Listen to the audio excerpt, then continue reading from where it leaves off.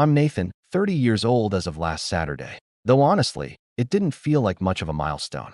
I spent the day alone in my apartment, watching reruns of a sitcom I'd already seen 100 times, eating a slice of cheesecake I'd picked up the night before from the 24-hour grocery store around the corner. I didn't expect a party or anything grand, just a phone call. Maybe a happy birthday text with a cake emoji. But instead, around 9:47 p.m., long after the sun had set and the silence had started to sting, I got a message from my mom. "Hope you had cake or something." That was it. No call, no visit, not even a follow-up. To most people, that might be disappointing. But for me, it was a slow burn on top of a bonfire that had been smoldering for years. I've always been the reliable one in the family. The fixer, the buffer between chaos and consequences. My parents had struggled financially ever since my dad's business partner vanished with half the company funds 5 years ago. I stepped in quietly, not because they asked, but because I couldn't stand seeing the foreclosure notices on the kitchen counter during visits. I began covering their mortgage, their home insurance, and even their cable subscription. That added up to about $3,000 a month, almost half of my take-home pay. I never told friends, not even my girlfriend at the time, who left after one too many late rent payments on our side. It was always, "It's family. I have to." My sister, Danielle, on the other hand, has always managed to avoid responsibility like it was her full-time job. 2 years older, still living with them, still figuring things out. She works part-time at a boutique she hates, dates guys who cycle in and out like Wi-Fi signals, and somehow never contributes to anything, but has opinions on everything. When I once asked if she could maybe chip in $100 for the internet bill, she laughed and said, "That's your thing, Nate. You're good with money. You like doing this stuff." As if being responsible was a hobby. The message from my mom was just the last straw, not because it was mean, but because it was so hollow. No thought, no warmth. It made everything I'd sacrificed feel like a line item they'd grown to expect. And just when I was letting that sink in, a week later, she texted again. This time, chipper, upbeat, and out of nowhere, "We're throwing Dad's retirement party next weekend. $2,500 per person. Venmo me when you can. You're invited." No mention of my birthday. No apology for forgetting. Just a bold-faced ask for cash. I read the message twice. Then again, I wasn't even angry. I was numb. That cold, blank kind of numb that says you've given more than enough. It was the clearest I'd felt in months. That night, I logged into every portal I'd been quietly funneling money through. The mortgage account, the utilities, the cable provider, and stopped the auto payments. It took under 6 minutes. Just a few clicks, and that was it. No angry message. No rant. I didn't feel the need to explain myself anymore. I was done carrying the weight of people who didn't care enough to even acknowledge my existence unless it came with a dollar sign attached. By day 3, the silence was broken, not with an apology or concern, but with a text from Danielle. "Wait, did you stop paying?" I didn't answer immediately. I let it sit. I let them wonder while the lights flickered, the internet vanished, and the bills they hadn't looked at in years started stacking at the door. When I finally replied, it was simple. 5 words. "Guess you should have saved me a slice." But that's not where this ends. Not even close. Because when I thought that was the peak of their entitlement, what happened next made me question if they ever really saw me as a son at all, or just a walking paycheck with a convenient smile. See, 3 days after I sent that message, I got a call from my mom I didn't answer. Then another, and another. By the time the voicemail alert popped up, I knew something was coming. But I didn't expect the voicemail to say what it did. I played it on speaker as I cleaned my kitchen, and as her voice cracked through the phone, something in my stomach twisted. "Nathan, we need to talk," she began. "This is serious. We just had the city out here. Apparently the house is flagged for lien review or something. Your father's losing it. Danielle's crying. We didn't know you'd react like this. Please, just call me back." I paused mid-wipe on the counter, the rag dangling from my fingers. Lien review? I hadn't touched anything related to property taxes or official filings, at least, not yet. But maybe, just maybe, the gap left by my payments triggered a domino effect they didn't see coming. Maybe someone hadn't been paying attention at all, thinking I'd always be there, like a background app they never had to update or thank. Still, I didn't respond. Then my dad, who hadn't called me directly in almost 9 months, finally reached out. 2 missed calls. A voicemail I still haven't opened. Then, because apparently they were pulling every card, Danielle posted a vague status on Facebook. Some people think they're better than their own family. Money changes people. It had 10 likes, mostly from distant cousins I hadn't spoken to in years. I didn't comment, but I watched. I watched how no one asked what really happened. No one tagged me. No one even thought to reach out. They just fed on the narrative that I had somehow betrayed them. But here's the part they didn't count on. I didn't just stop paying. I started preparing. Because this wasn't just about money anymore. This was about finally taking back control from people who only remembered me when the lights went out. And what they don't know yet is that they're about to lose a lot more than cable. So here's the thing. For the last year and a half, I'd been the ghost landlord. Not officially, not on paper, but in practice. Every major bill, every emergency fix, every home insurance renewal had passed through me. When the water heater burst, I paid. When the roof needed patching, I arranged it. They signed nothing. They just let me handle it all because I was good with this stuff. But during one of those emergency fixes, specifically the roof repairs, I learned something they probably assumed I'd never find out. The house was never fully refinanced after the partner scandal. The bank never finalized the title transfer because of a missing document. And technically, the ownership was still split between my dad and my late grandfather. And my grandfather had left his 50% in a trust. A trust with a secondary beneficiary. Me. At the time, I didn't think much of it. It sounded like boring paperwork. But after I got that Venmo request for $2,500 and watched them treat me like a breathing ATM, I did some digging. Quietly, I contacted the trust manager. I sat through a few calls. I asked the right questions. Turns out that 50% of the house was mine to claim if I wanted it. And it also meant I could file a petition claim, force a buyout, or force a sale. That's when I realized something. They didn't just forget my birthday. They forgot I wasn't a kid anymore. And I was done letting that slide. So I made one more quiet move. I sent an official request through the attorney managing the trust to evaluate the property for sale. I didn't notify them. I didn't warn them. I just filed it. 4 days later, I got a call while I was at work. Unknown number. I almost let it ring out, but curiosity won. I picked up. It was my dad. Nate. What is this? He barked. There's a letter taped to the door. Something about an evaluation? Are you trying to sell the house? I kept my voice even. I'm invoking my rights as a beneficiary. The trust owns half. I own half. You knew that, didn't you? He went quiet for a beat. Then, this is your home. What are you doing? I nearly laughed. No, Dad. Your home is where your respect went. I was just paying rent on it. Silence again. Then he hung up. By that evening, I'd received a barrage of messages from Danielle. Are you serious right now? You're going to make us homeless because no one threw you a party? This is psychotic. And finally, I hope you know Mom cried all night. That last one almost got me. Almost. Because part of me, the part they raised, the one trained to believe that guilt equals love, wanted to call, to explain, to soften the blow. But then I remembered how, when I got laid off briefly last year and needed a few weeks to get my finances back in order, Mom said, "You're a smart guy. You'll figure it out." And that was it. No offer to help. No groceries. No gas money. Just that. So no, I didn't reply to Danielle. I let her spiral. Let them all scramble. A few days passed in tense silence. Then, last night, I kid you not, my mom showed up at my apartment. She buzzed at the front door like a stranger. I almost didn't answer, but I figured it was time. She looked tired. The kind of tired that sinks into your bones when life stops going your way. "Nathan," she said, before I could speak. "Please don't do this. We're your family. We made mistakes, I admit that, but this is cruel." I didn't invite her in.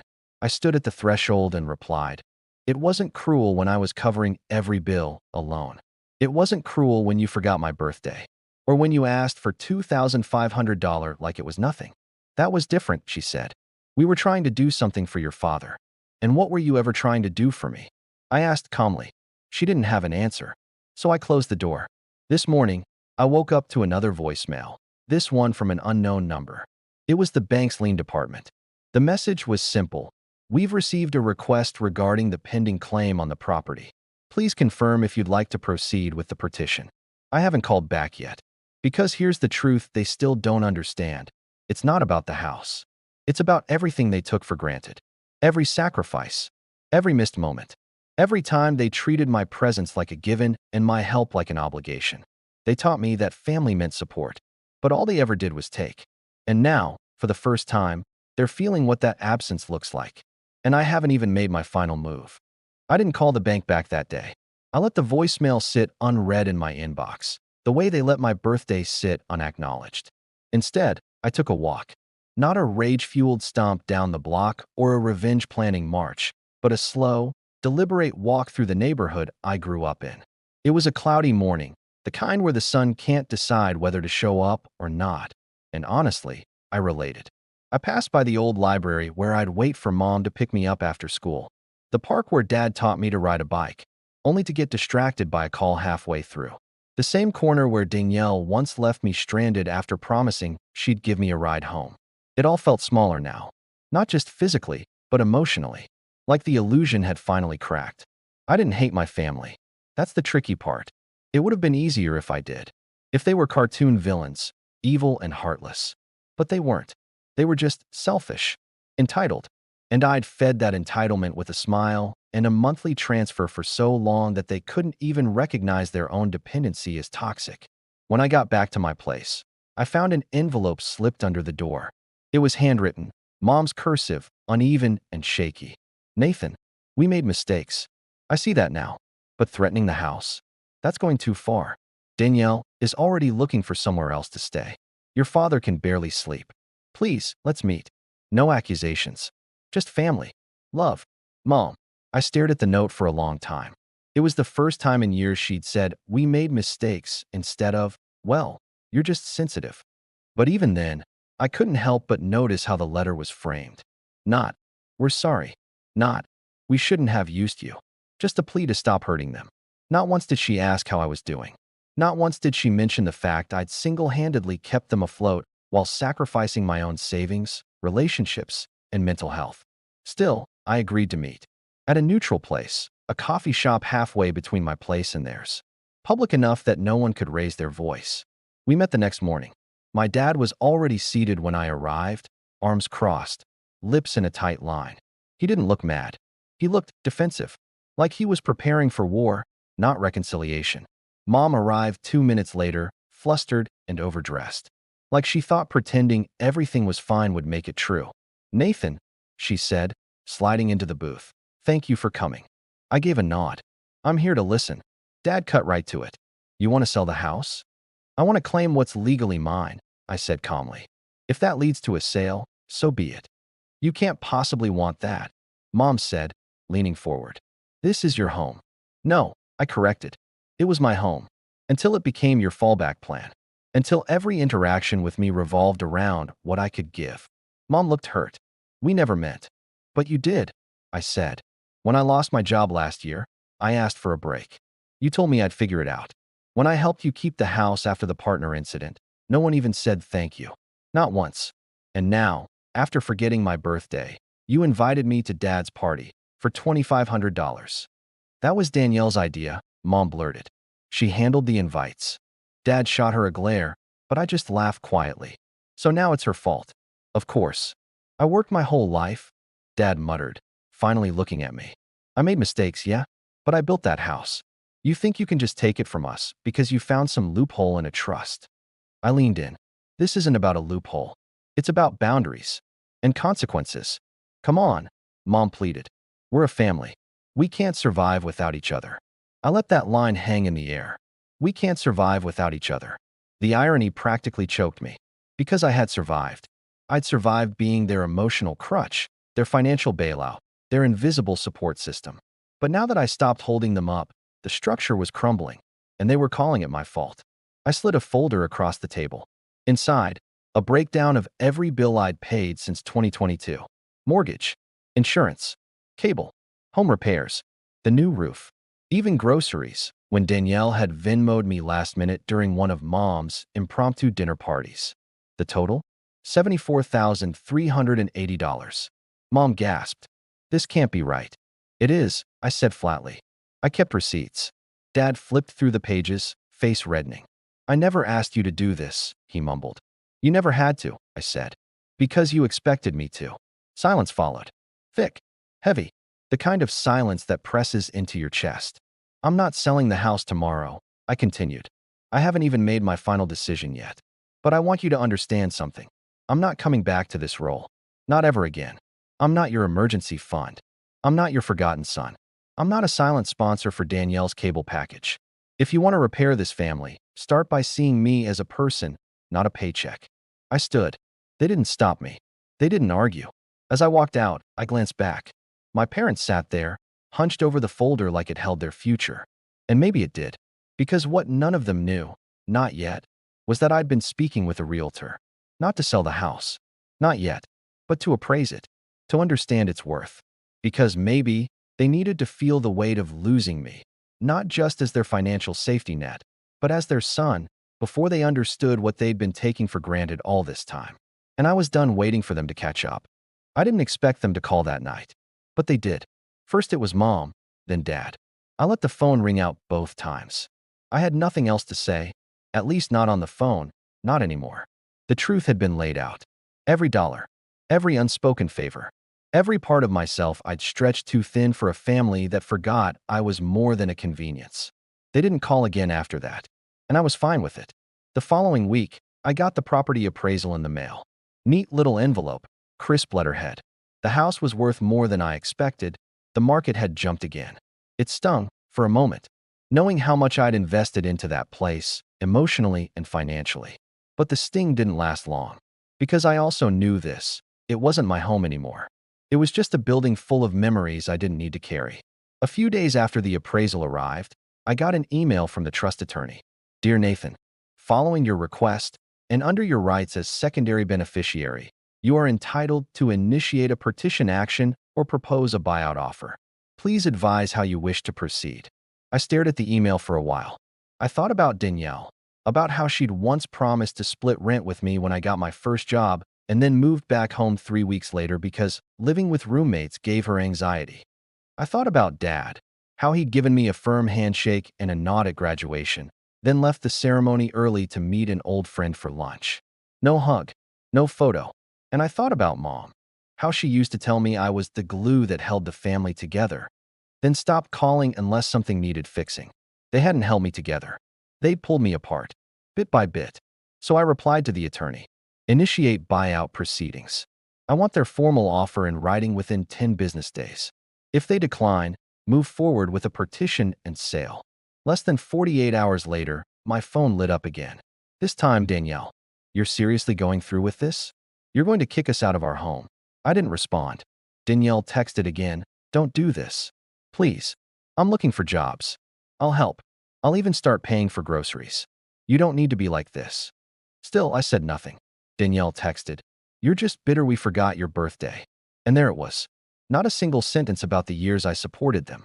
Not a single acknowledgement of the time, the sacrifice, the silence I lived in so they could keep pretending everything was fine. Just that one line. So I blocked her. 10 business days passed. On day 11, I received a formal letter from their attorney. Our clients regret the misunderstanding and would like to propose a buyout in the amount of $19,000, citing recent home expenses and financial limitations. I laughed. Out loud. $19,000 for half of a $400,000 house I helped keep afloat? That was their idea of making it right. I didn't respond to the letter. Instead, I greenlit the petition and sale. A judge would handle it now. If they couldn't afford to buy me out, the house would go on the market. Clean. Legal. Final. The backlash came quick. Posts on Facebook. A few cousins unfriended me.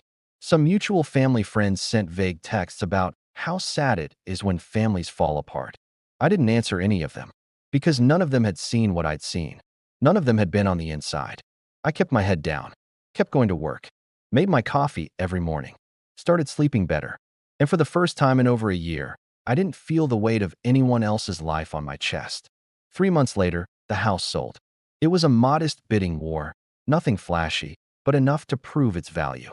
After fees and closing costs, I walked away with just under $190,000, more than I'd ever had in my name at once. I didn't tell anyone. I didn't post about it, didn't celebrate, just quietly transferred the funds into a new savings account. Then I packed a weekend bag, got in my car, and drove north, into the hills, past the city limits, until the reception bars on my phone faded out and the silence turned clean. I rented a cabin for 4 days. No Wi-Fi, no calls, just trees, a lake, and myself. On the third day, I took out an old notebook I hadn't touched in years, the one I used to write in during high school. Back when I thought I'd be a novelist, before I traded in words for wire transfers. And I wrote one sentence on the first page. You are not their lifeline anymore. I stared at it for a while. Then I kept writing. When I got home, there were no messages waiting. No missed calls. Just peace. Mom tried once, weeks later. Sent a message on a new number. We miss you. Please come for dinner. I didn't reply, because by then, I'd signed a lease on a new apartment. 2 bedrooms. A balcony. Bright sunlight in the mornings. Paid in full for the first 6 months up front. I bought myself a cake on move-in day. Chocolate, thick frosting, no candles. And I ate the whole damn thing. No one asked how I was doing. And honestly, I was fine with that. Because I finally had an answer to every time they'd used me, forgotten me, expected me to show up without thanks. The answer was simple. I'm done.